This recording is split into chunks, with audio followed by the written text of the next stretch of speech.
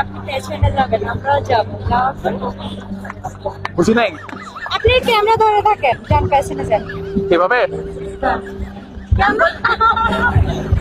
আমি বলতেছি ভিডিওটা কিরকম হবে, পরে আমি হেঁটে যাবো, ঠিক আছে? আপনি হেঁটে যাওয়ার পরে আমি ঘুরাবো।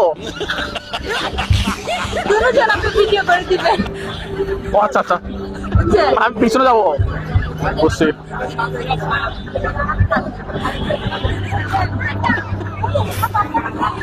আসো আসো।